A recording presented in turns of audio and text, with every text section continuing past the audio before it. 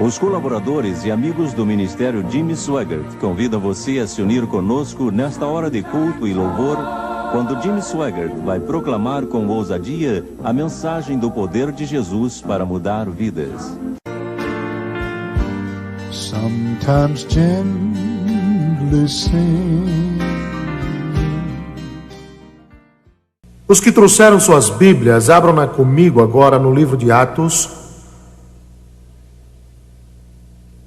Atos capítulo 2, começaremos a leitura com o versículo 1. Lucas escreveu isso ao cumprir-se o dia de Pentecoste. Por que ele usou o termo dia de Pentecoste? Isso não significa coisa alguma para o que não é judeu, mas quero comentar esse assunto hoje. Estavam todos reunidos no mesmo lugar. Bem, muitos pensam que eles estavam no cenáculo quando o Espírito veio, mas creio que não estavam. Eles tinham se encontrado no cenáculo durante 10 dias e 10 noites, pelo menos várias e várias vezes. Mas muitos estudiosos acham que estavam lá no pátio do templo, quando o Espírito de Deus caiu, e diz: de repente veio do céu um som como de um vento impetuoso e encheu toda a casa. Foi como Jesus chamou o templo: minha casa será casa de oração, mas vós a transformastes em covil de salteadores, e encheu toda a casa onde estavam assentados. Repare que veio um som do céu, como de um vento impetuoso, e apareceram distribuídas entre eles línguas como de fogo, e pousou uma sobre cada um deles. Todos ficaram cheios do Espírito Santo e passaram a falar em outras línguas, segundo o Espírito lhes concedia que falassem. Eu quero usar como tema da mensagem que vou pregar aqui hoje, do versículo 1 do capítulo 2 do livro de Atos, a festa do Pentecoste. Sabemos que as leis foram dadas para Moisés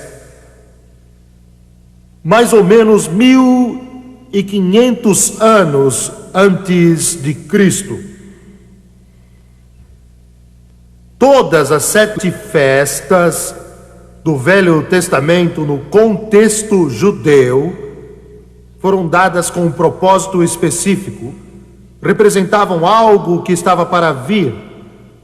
A Páscoa era a primeira, a grande festa da Páscoa, e no contexto judeu é provável que a Páscoa fosse a mais importante delas. Ela representava a libertação da escravidão do Egito e representava o anjo da morte passando, e por isso é chamada a Páscoa. E o sangue era aplicado nos umbrais, e aqueles que não tinham sangue nos umbrais iriam ver o filho primogênito morto. Havia 3 dessas 7 grandes festas em que todos os homens de Israel tinham que se reunir em Jerusalém, segundo a lei. A Páscoa era a primeira, a festa do Pentecoste era a segunda, e a festa dos tabernáculos era a terceira. A palavra Pentecoste significa em hebraico 50. 50. E foi 50 dias depois da Páscoa que a lei foi dada no Monte Sinai. O Pentecoste, como alguns creem, foi o começo da igreja e foi baseado na lei dada no Sinai, porque ela foi, na verdade, dada no dia do Pentecoste. Sobre isso eu vou falar mais para frente. Existem ao todo 4 nomes que são dados ao dia do Pentecoste. Ele é chamado, como eu já disse, o dia do Pentecoste, é chamado a festa da colheita, é chamado a festa das semanas. Eram 7 semanas mais um dia depois daquela grande festa da Páscoa. É chamado o dia dos primeiros frutos também. Primeiro de tudo, significa o fim da época da colheita em Israel, da colheita da cevada. Tudo isso está ligado ao poderoso derramar do Espírito Santo. Porque o Senhor claramente escolheu o dia de Pentecoste para o derramamento do Espírito Santo. E a terminologia não é muito correta, porque ele foi originalmente designado com um propósito específico. No Monte Sinai, quando as leis foram dadas, e todas as festas do Pentecoste, naqueles 1500 anos, foi uma preparação para o grande acontecimento, o derramamento do Espírito Santo no dia do Pentecoste, como Lucas escreveu em Atos capítulo 2, versículo 1, quando diz: ao cumprir-se o dia de Pentecoste, significa mais do que uma declaração histórica, significa mais do que uma palavra, significa mais do que só dizer quando aconteceu, porque essa declaração significa, na verdade, um fato. Houve 1500 anos de preparação e eões de anos-luz na mente de Deus para chegar ao ponto de derramar o Espírito Santo. E, como já mencionei, Êxodo capítulo 19 registra quando a lei foi dada. Na verdade, aquele dia foi chamado a festa do Pentecoste. Mas será que a entrega da lei no Monte Sinai tem alguma ligação com o batismo no Espírito Santo? O que isso tem a ver com a necessidade de nós sermos cheios do Espírito Santo? O que isso tem a ver com Jesus, que morreu no Calvário, não somente para sermos salvos, mas para sermos cheios do Espírito? Que significado pode ter?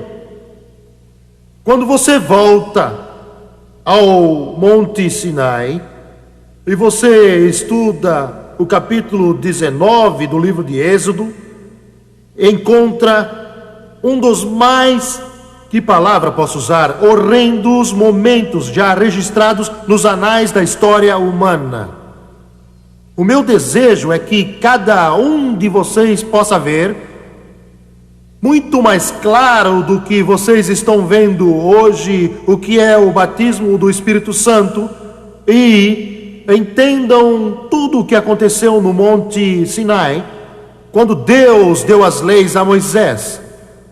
A Bíblia nos diz que Deus mesmo falou no monte. O poder da sua fala foi tão extraordinário que a montanha tremeu. Deus falou. Quando você é batizado no Espírito Santo, a Bíblia diz, eles falaram, passaram a falar. Existe o falar em outras línguas, e creio que é uma manifestação do Espírito Santo. Creio que teologicamente estou certo quando digo que quando alguém fala em línguas, e se é de Deus, porque há muitas línguas que não são de Deus, mas quando é de Deus, aí é Deus falando. Não significa que você é Deus, nem que eu sou Deus, ou qualquer outro é Deus, mas isso é um cumprimento de Deus falando. Isso tem um significado tremendo.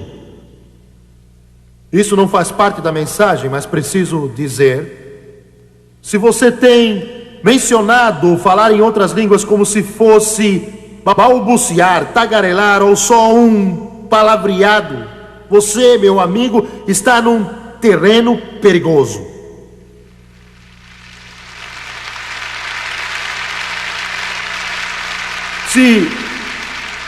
Você não acredita que é possível falar em línguas? É problema seu, isso é entre você e Deus.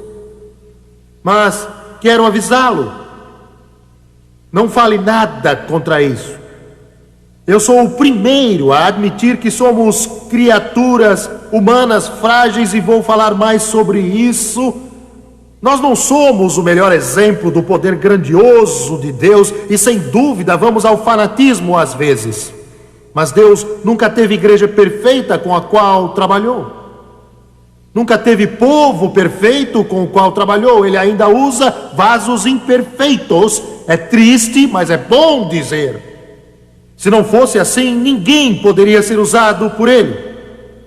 Assim como Deus falou no monte, hoje, quando nós ouvimos alguém falar em outra língua, o mesmo acontece. É o cumprimento de Deus falando no Monte Sinai há tanto tempo, e sabemos que quando falou, aquele grande monte tremeu. A Bíblia diz que foi como um terremoto, tudo ficou tremendo.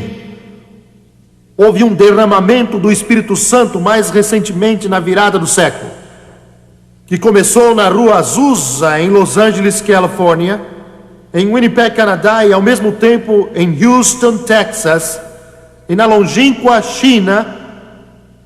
Eu já li de inúmeros derramamentos, bem como li uma grande oposição.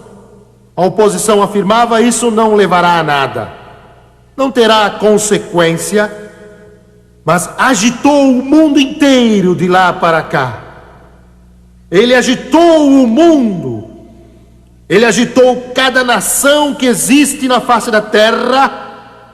Agora pare e pense um pouco. Se não fosse de Deus, já teria morrido há muito tempo atrás, porque tem tido muita oposição. Mais de 100 milhões de pessoas nos disseram que foram batizadas com o Espírito Santo e fogo, com a evidência de falar em outras línguas, conforme o Espírito de Deus lhes concedeu.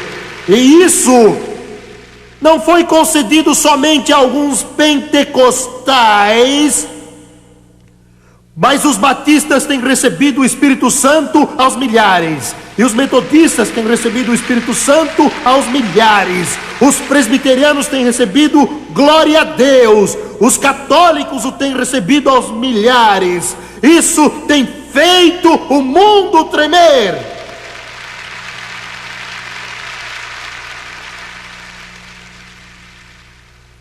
E lá no Monte Sinai,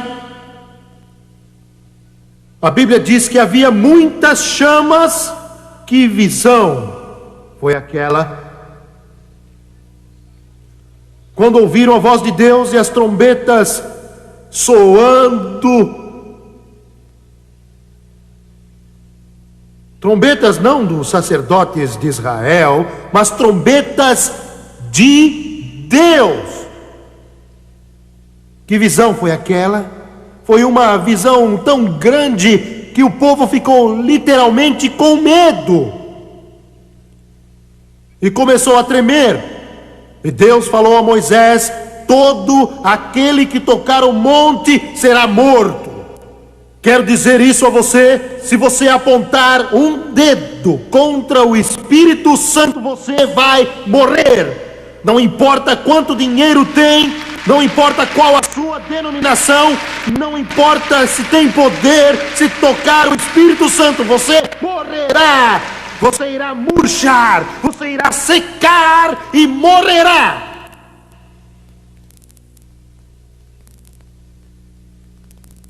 Por que você me disse tudo isso? Eu disse isso por uma razão. Quando você é batizado no Espírito Santo no presente, quando você foi batizado no passado, o Espírito Santo, você não podia enxergar. Você não via como os filhos de Israel há 3.500 anos atrás viam. Você não pode ver hoje, mas quando você é batizado no Espírito Santo, mesmo que você pense, e alguns podem dizer, isto é insignificante, se pudesse ver o mundo espiritual, você veria uma réplica, essa palavra não é boa, você veria a mesma coisa que aconteceu no Monte Sinai, com uma força, um poder e uma glória, que literalmente você morreria se fosse possível ver.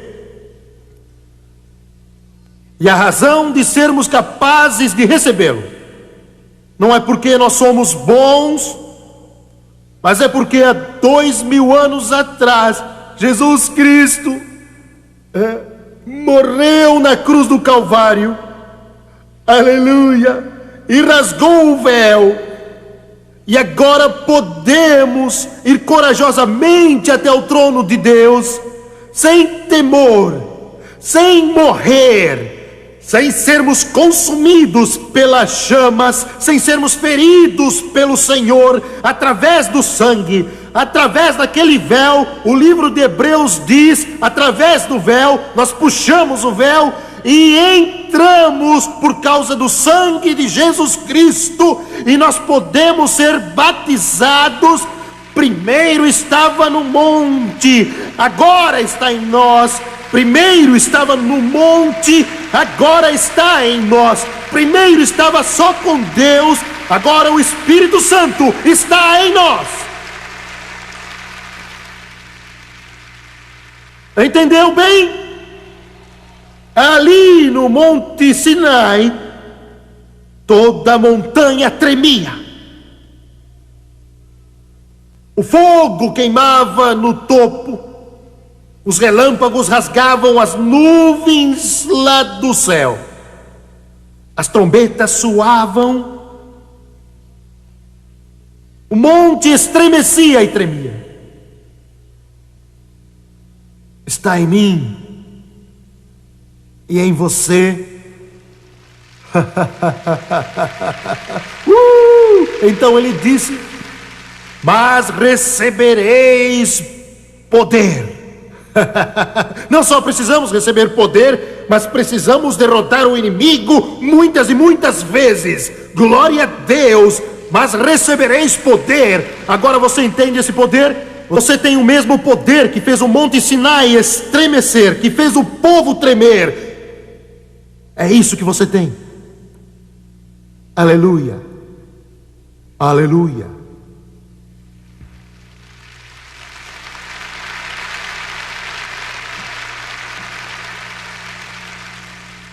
Eu acho que só uns 10 tem. Foi só isso que pude ouvir. Para alguns de vocês, o que eu acabei de dizer passou direto. É difícil poder comunicar algo quando passa direto. Glória a Deus, aleluia. Então, quando sua igreja... não diga isso, Jimmy Swaggart. Se a sua igreja... Não quero saber se tem vitrais muito bonitos, não quero saber se todos são bons, não quero saber quão rica ela é, se é morta e seca, não tem a montanha nela, e não tem o fogo nela, e não tem a glória nela, e não tem o poder nela, porque quando você tem aquele poder que estremeceu o Sinai 3.500 anos atrás, dentro de sua igreja, no seu ensino, em seu coração, em sua vida, você sabe o que é a vida. Por isso é que Jesus Cristo disse: se alguém tem sede, vem a mim e beba. Como as escrituras dizem, do seu interior fluirão rios, rios, rios, rios, rios, rios, rios de água viva.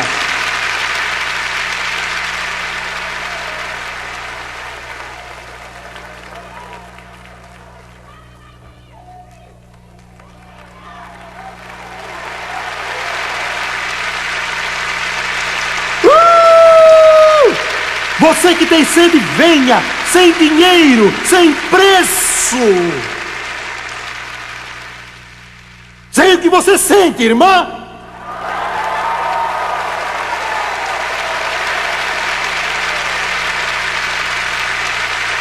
É uma alegria inexplicável, cheia de glória, e nós não conhecemos nem a metade.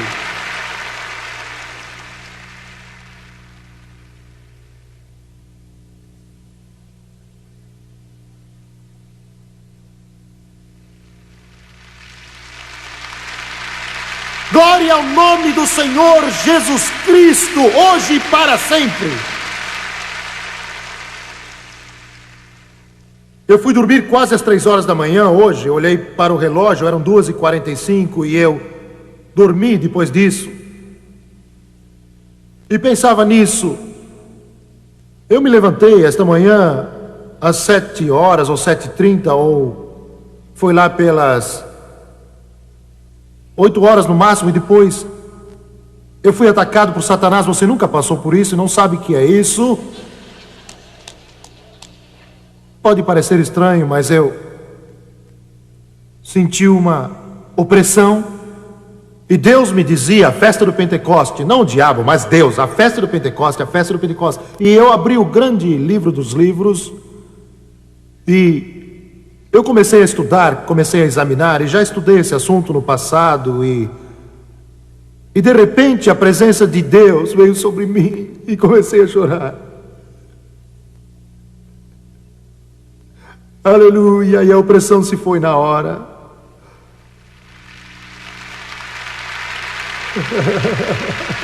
Aleluia, aleluia, aleluia, aleluia, aleluia. Graças a Deus, aquele momento já passou e a sua glória nunca falha. Obrigado, Senhor, porque nós viemos ao monte e foi tocado pelo fogo. Glória, glória, glória. Aleluia. Glória a Deus. E no dia do Pentecoste, por 1500 anos, desde a época de Moisés até a crucificação de Cristo, 50 dias depois da Páscoa, milhares e milhares se reuniam. Era uma ordenança da lei que todos os homens se reunissem em Israel. Alguns estudiosos dizem que isso representava cada um dos lares ou cada área. Outros dizem que o homem era o representante. Mas muitos estavam lá querendo obedecer a Deus.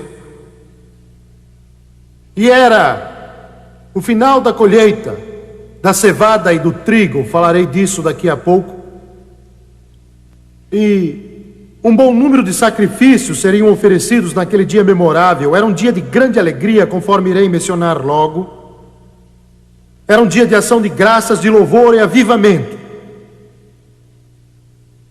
E tinha que ser assim, porque mesmo sem eles saberem ou entenderem, aquilo era uma representação, era uma alegoria, e era uma sombra, e era uma figura, um tipo do Espírito Santo que haveria de vir no futuro. Então, aquele povo se reunia aos milhares, e sem dúvida muitas esposas iam com seus filhos, e eles, segundo a ordem de Deus, assavam 2 enormes pães que tinham com certeza uns 60 ou 65 centímetros de comprimento, e eram bem grandes também. Eles representavam o pão da vida. Parece estranho, mas eles eram feitos com fermento. Pode parecer estranho, talvez não signifique nada o fato de conterem fermento para que o pão crescesse. Eu sei que você deve estar perguntando a respeito dos 2 pães. O que os 2 pães representavam? Eu não sei. Salvação e Espírito Santo, eu creio, eu não sei. Eles tinham que segurar os pães em cima da cabeça, ali no altar. Eles não os punham no altar, porque continham um fermento. O fermento não podia tocar o altar. Quando o pobre penitente chegava lá, se tinha pecado e era muito pobre e não podia ter um cordeiro, ele tinha que trazer um punhado de farinha para fazer um pequeno pão, mas não podia ter fermento, porque ele seria queimado no altar que era um tipo de Cristo, e ele era perfeito, porque o fermento é que provoca fermentação, como o processo de fabricar a cerveja ou o pão. Mas nesse caso, por mais estranho que pareça, o Espírito Santo ordenou que colocassem fermento nessa oferta. Eles acenavam com o pão. Por quê? Eu quero que você veja, eu quero que você volte no tempo, vamos dizer, volte atrás uns 3.000 anos. Volte 3.500 anos para o tempo de Moisés. Volte atrás e você verá milhares reunidos e você estará no meio daquele povo. Será um dia de festividade e alegria, e haverá oferta pelos pecados, e também haverá ofertas de vinho que será derramado como um tipo de alegria, e haverá também ofertas queimadas que serão oferecidas, e eles irão acenar com o pão. E é sobre isso que estou falando aqui hoje. Eles iriam assar aqueles 2 grandes pães, depois iriam pegá-los e colocá-los sobre a cabeça, e iriam virar para o povo e segurá-los. Eu não sei quantos de vocês me entenderam quando disse isso, mas 1.500 anos depois, Jesus se levantou ali diante do povo e disse: eu sou o pão da vida. Aleluia! Eu sou o pão da vida. Eles iriam ficar diante do povo, e o povo iria ficar olhando para eles. Depois eles iriam se voltar para o altar, mas não colocariam o pão, olhariam para o altar, significando que o pão morreria no Calvário, mas não tocariam o altar com o pão por causa do fermento. O que significa isso? Significa todo pobre, fraco, frágil ser humano. É isto que o fermento representa, eu e você. Eu e você, o que estiver sem pecado, seja o primeiro a tirar a pedra.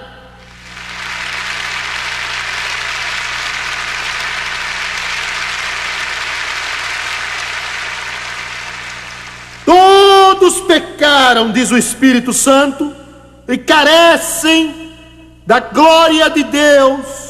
O que quer dizer a glória de Deus? A glória do Monte Sinai, a glória que caiu no Pentecoste. Todos nós carecemos desta glória.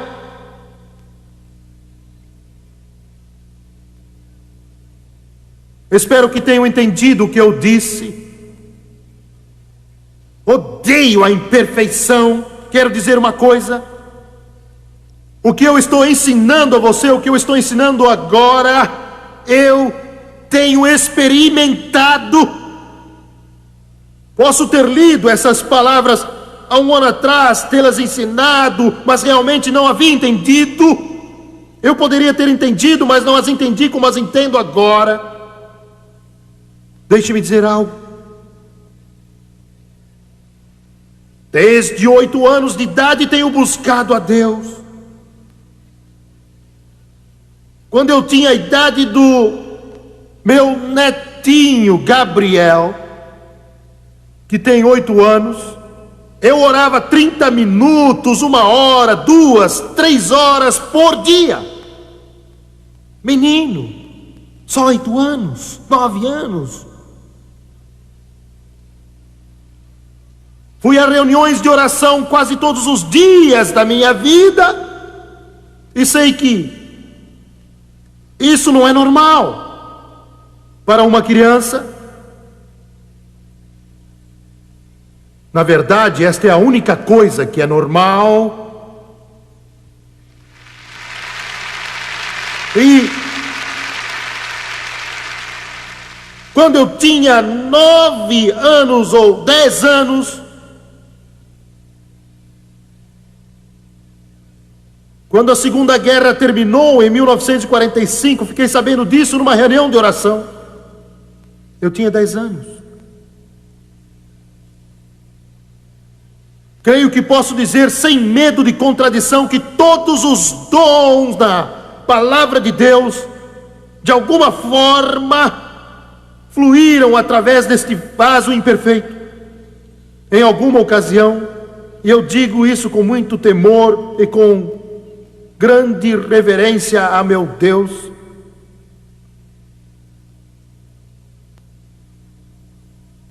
e de alguma forma, desde criança, fui ficando cada vez mais dedicado. E gradualmente houve uma mudança para querer ser perfeito.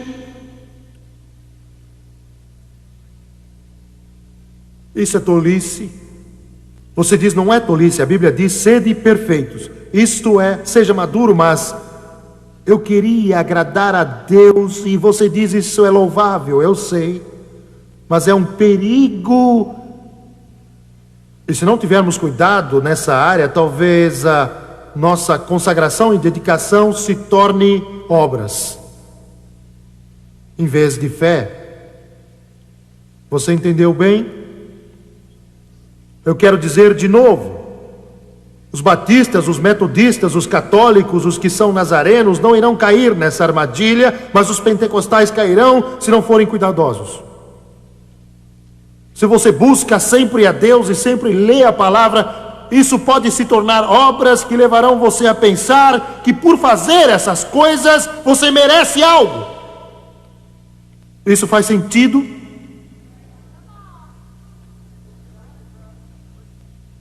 Satanás se aproveita e gradualmente, através disso, meu serviço para ele torna-se serviço de cooperação.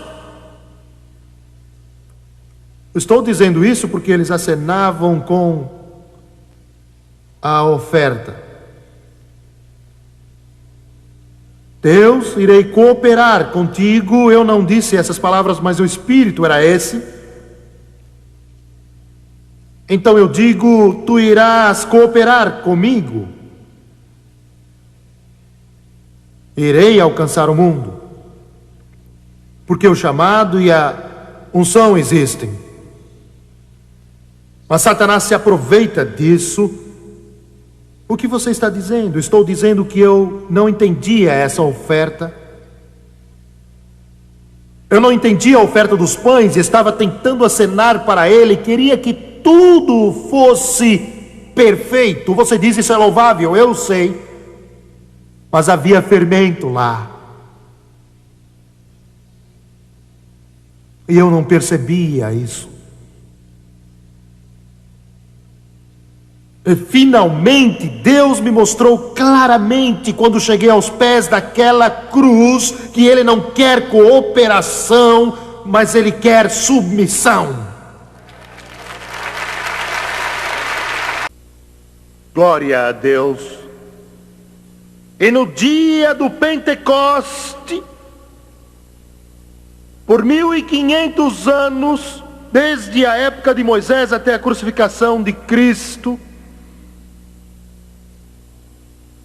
50 dias depois da Páscoa, milhares e milhares e milhares se reuniam. Era uma ordenança da lei que todos os homens se reunissem em Israel. Alguns estudiosos dizem que isso representava cada um dos lares ou cada área. Outros dizem que o homem era o representante, mas muitos estavam lá obedecendo a Deus. E era o final da colheita do trigo e da cevada, e falarei disso aqui a pouco. E Um bom número de sacrifícios seriam oferecidos naquele dia memorável. Era um dia de grande alegria, conforme irei mencionar logo. Era um dia de ação de graças, dia de louvor, um avivamento. E tinha que ser assim, porque mesmo sem eles saberem ou entenderem, aquilo era uma representação, era uma alegoria e era uma sombra, era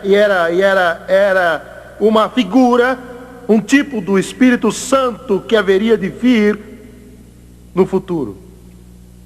Então, aquele povo se reunia aos milhares, e sem dúvida muitas pessoas iam com seus filhos, e eles,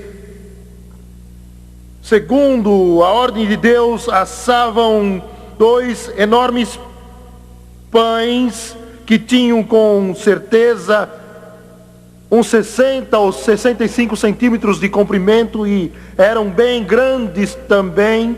Eles representavam o pão da vida.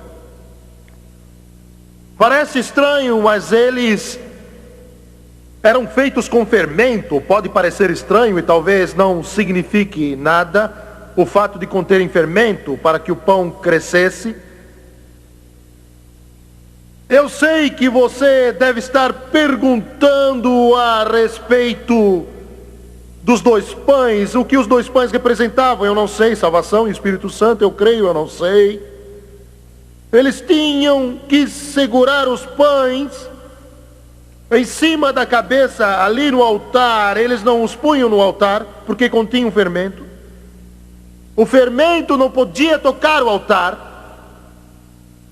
Quando o pobre penitente chegava lá, se tinha pecado e era muito pobre e não podia ter um cordeiro, ele tinha que trazer um punhado de farinha para fazer um pequeno pão, mas não podia ter fermento porque ele seria queimado no altar, que era um tipo de Cristo. Ele era perfeito, porque o fermento é que provoca fermentação, como o processo de fabricar cerveja ou pão. Mas nesse caso, por mais estranho que possa parecer, o Espírito Santo ordenou que colocassem fermento nessa oferta. Eles acenavam com o pão. Por quê? Eu quero que você veja, eu quero que você volte ao tempo, vamos dizer que volte atrás 3.000 anos.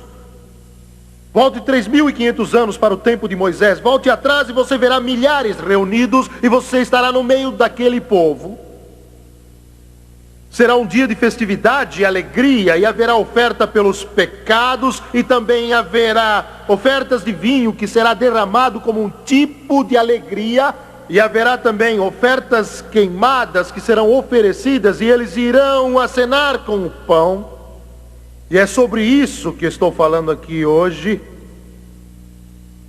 Eles iriam assar aqueles 2 grandes pães, depois iriam pegá-los e colocá-los sobre a cabeça, e iriam virar para o povo e segurá-los. Eu não sei quantos de vocês me entenderam quando eu disse isso, mas 1.500 anos depois, Jesus se levantou ali diante do povo e disse: eu sou o pão da vida. Aleluia!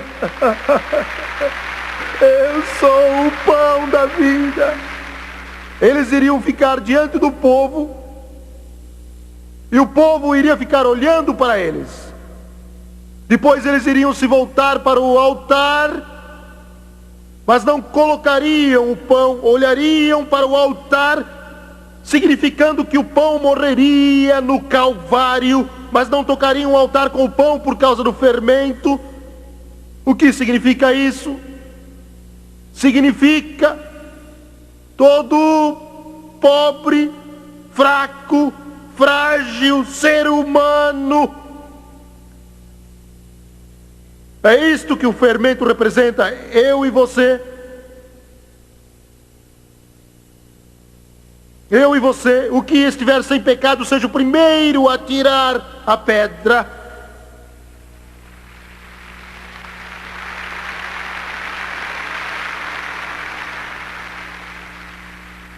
Todos pecaram, diz o Espírito Santo, e carecem da glória de Deus.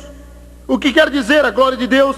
A glória do Monte Sinai, a glória que caiu no Pentecoste. Todos nós carecemos dessa glória.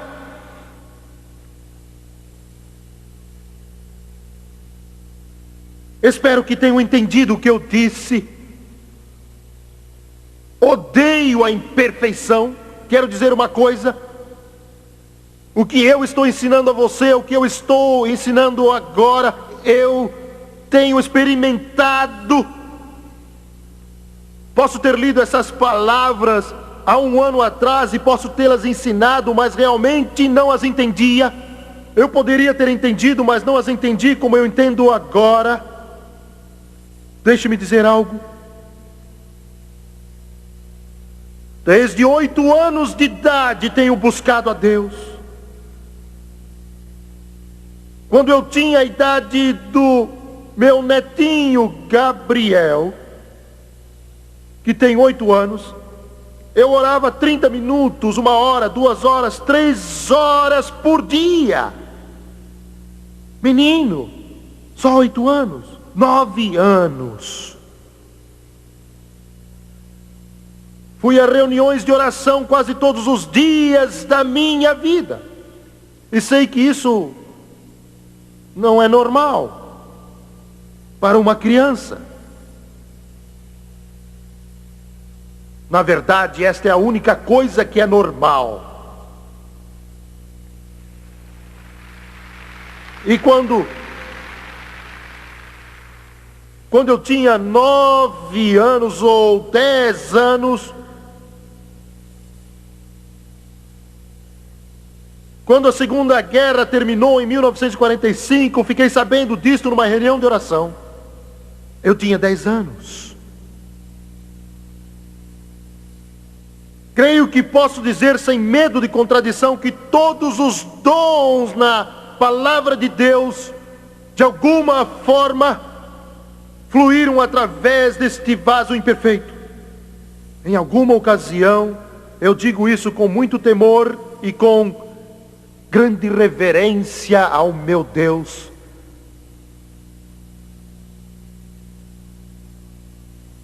E de alguma forma, desde criança, fui ficando cada vez mais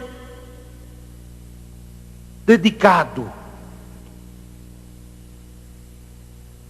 E gradualmente houve uma mudança para querer ser perfeito. Isso é tolice. Você diz, não é tolice, a Bíblia diz, sede perfeitos. Isso é, seja maduro, mas eu queria agradar a Deus, e você diz, isso é louvável, sim, eu sei, mas é um perigo. E se não tivermos cuidado nessa área, talvez a nossa consagração e dedicação se torne obras, em vez de fé. Você entendeu isso?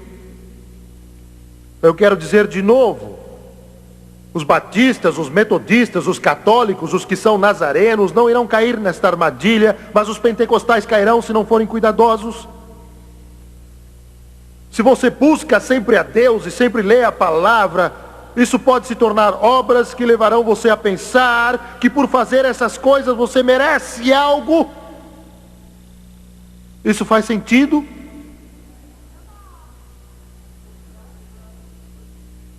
Satanás se aproveita e gradualmente, através disso,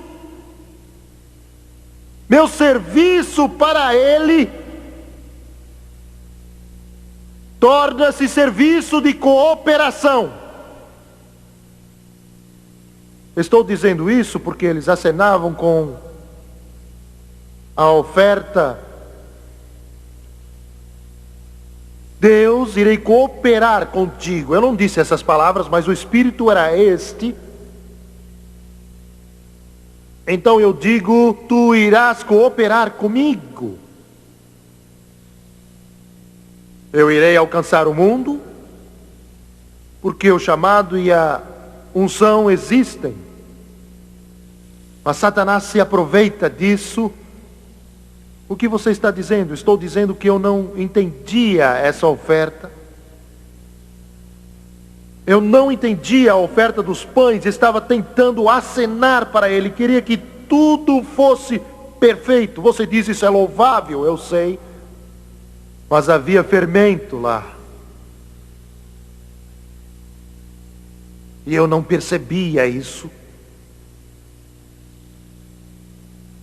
E finalmente Deus me mostrou claramente quando cheguei aos pés daquela cruz que Ele não quer cooperação, mas Ele quer submissão.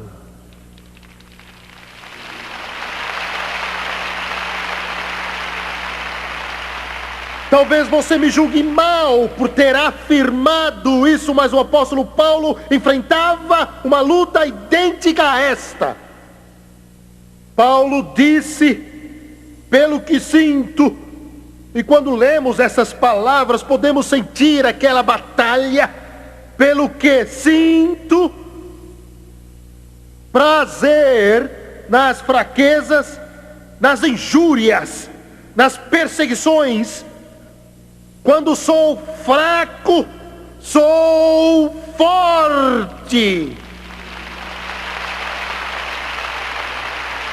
Você está olhando hoje para o mais fraco dos pregadores que você já viu, mas você está olhando para o mais forte pregador que você já viu em sua vida.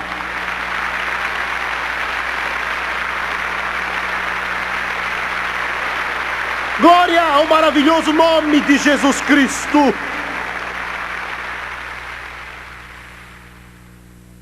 Submissão, submissão, submissão.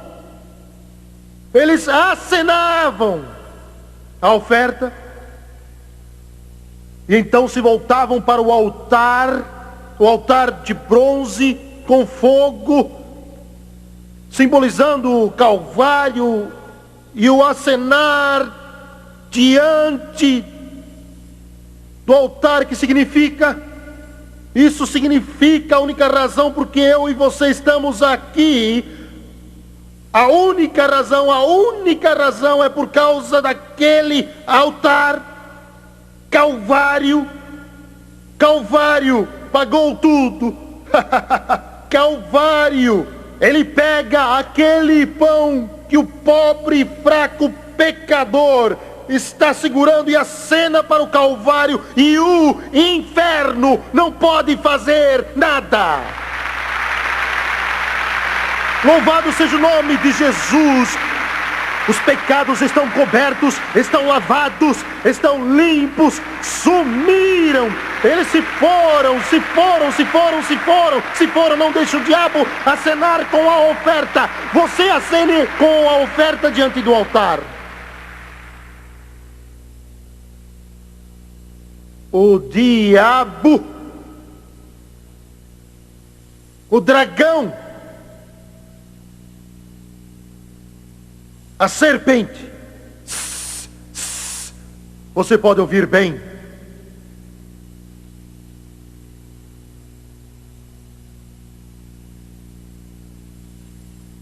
E o inimigo por a prova, o pão. Mas Deus irá ajudá-lo se você o seguir. O diabo dirá: aqui é fermento. Eu sei. E ele levará o fermento ao trono de Deus. Está aqui. Mas ele é tão tolo que não sabe que já foi acenado no altar. Já foi acenado na cruz. Já foi acenado na cruz. Perdoe-me por gritar. Eu quero louvar a Deus.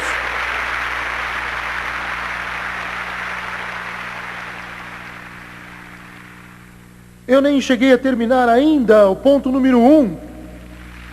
Aleluia! Eu não quero deixar o Calvário. Não quero deixar o Calvário. Quando entrar nos portões de pérola é por causa do Calvário. Quando andar pelas ruas de ouro é por causa do Calvário. Quando estiver diante do trono de Deus, irei cantar: Ele é digno, porque Ele nos redimiu pelo sangue do Cordeiro. Ele é digno por causa do Calvário. Acene, acene, acene, acene, acene.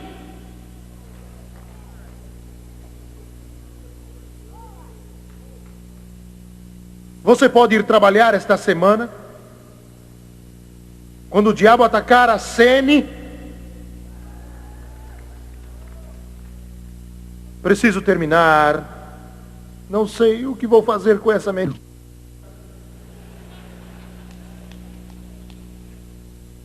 Pois bem, era o fim da colheita da cevada. O fim da colheita do trigo e da cevada. Estavam alegres, tinham recolhido a colheita.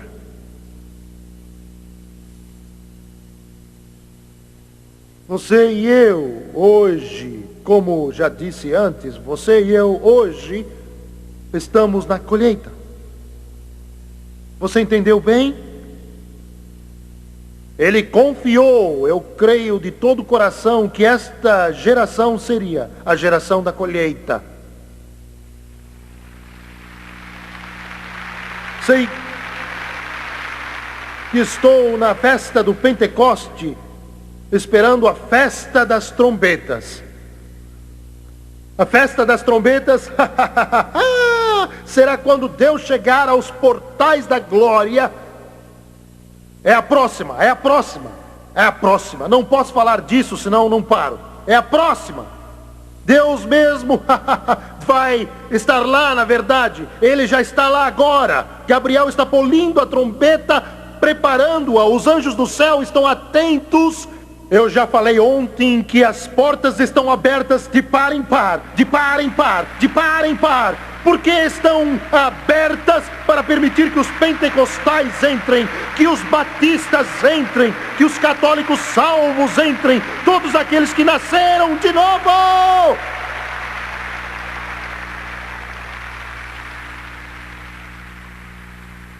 O que vai acontecer se falar da festa das trombetas? Não vou parar.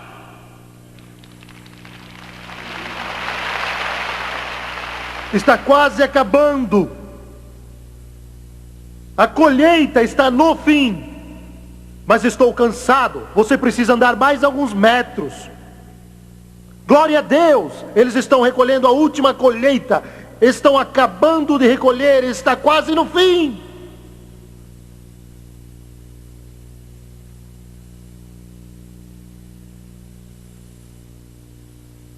Eu não sei o que deixa vocês todos animados. Não tenho ideia. Vocês estão animados em relação...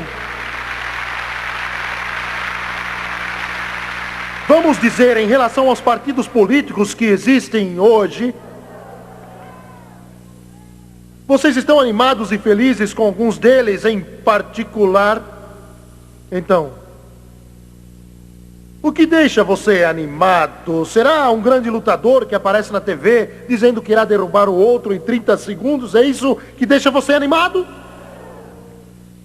Ou quem sabe é uma final de futebol, do campeonato nacional. O que é que o anima? O que é que o deixa animado? As ações da Bolsa de Valores? Eu sei o que deixa animado. Jesus voltará, Jesus voltará. Ele está para romper os céus.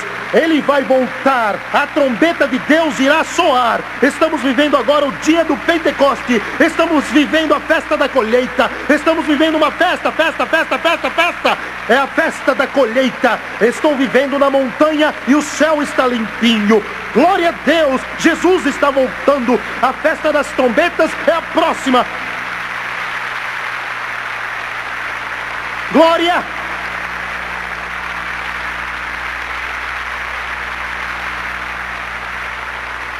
Quero dizer algo. Você que é repórter, você que está aqui da mídia, você aí, é melhor escrever sobre mim agora, porque estarei aqui por pouco. É melhor você dizer o que quer agora, porque estou me aprontando para ir. Jesus vai voltar. Estou esperando a festa das trombetas.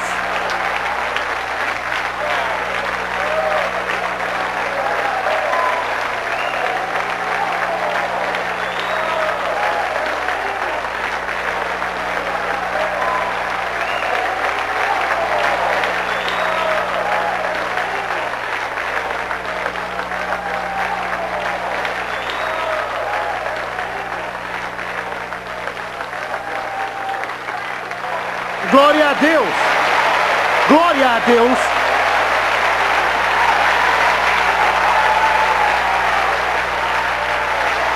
Glória a Deus! Por isso estamos alegres, por isso cantamos, por isso louvamos a Deus. Está quase no fim. Há júbilo nos céus agora mesmo. A trombeta de Deus vai soar. As portas estão abertas. Eu vi uma porta aberta no céu.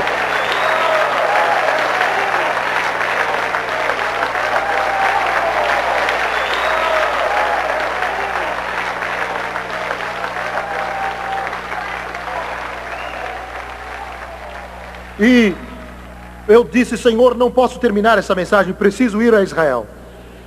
E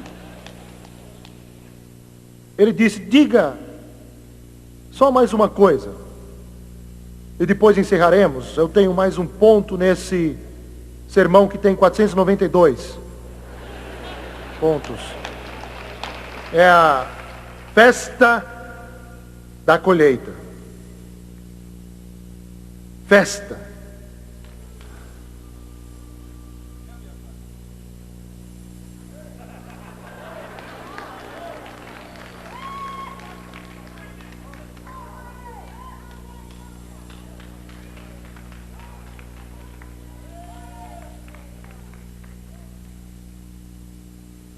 Jessé, dê uma chegadinha até aqui, por favor. Olhem bem. Ele não é magrinho, nem fraco. Parece que foi numa festa. Aleluia. Festa. Quando você chega no Pentecoste, é uma festa. Obrigado, Jessé. É uma festa. Glória a Deus, é uma bênção. Aleluia! É uma festa, festa! Você se assenta à mesa que é enorme. Festa! Você pode se alegrar. Você não deve querer viver a sua vida espiritual com o estômago vazio, sem poder andar.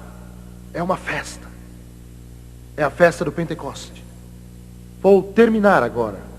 Vou parar, curvem as cabeças. Senhor, eu te agradeço. Eu te agradeço.